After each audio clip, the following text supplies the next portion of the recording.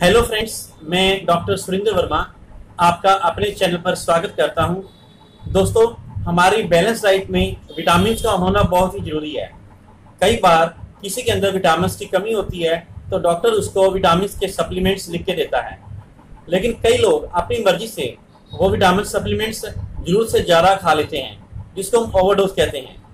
और उसी ओवरडोज होने के कारण उस विटामिन की शरीर में टॉक्सिसिटी हो जाती है, जिसके आगे जाके कई साइड इफेक्ट आते हैं। तो आज मैं आपको बताऊंगा कि अगर विटामिन डी जरूरत से ज़्यादा खा लिया जाए तो उसका शरीर के ऊपर क्या साइड इफेक्ट्स आते हैं। तो चलिए शुरू करते हैं आज का वीडियो।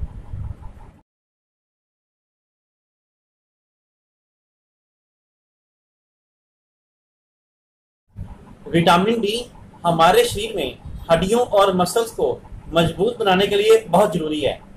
अगर शरीर के अंदर कैल्शियम की कमी आए या कैल्शियम की अब्जॉर्प्शन के लिए विटामिन डी बहुत जरूरी है, क्योंकि अगर विटामिन डी नहीं होगा तो शरीर के अंदर कैल्शियम एब्जॉर्प्शन नहीं होगी, और अगर कैल्शियम एब्जॉर्प्शन नहीं होगी तो हड्डियां मजबूत नहीं बनेगी। इसलिए हम कह सकते हैं कि कैल्शियम और विटामिन डी दोनों ही महत्वपूर्ण हैं।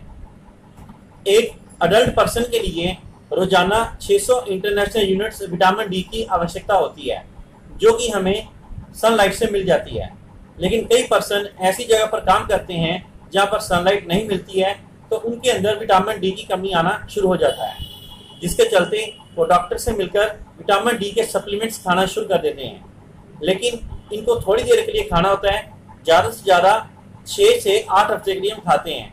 लेकिन कई पर्सन इसको लगातार खाते रहते हैं, 3-4 महीने लगातार खाते हैं, जिसके कारण विटामिन डी की टॉक्सिसिटी यानी साइड इफेक्ट शुरू हो जाते हैं, जो कि हमारे लिए नुकसानदायक है। और वो साइड इफेक्ट्स इस प्रकार से होते हैं।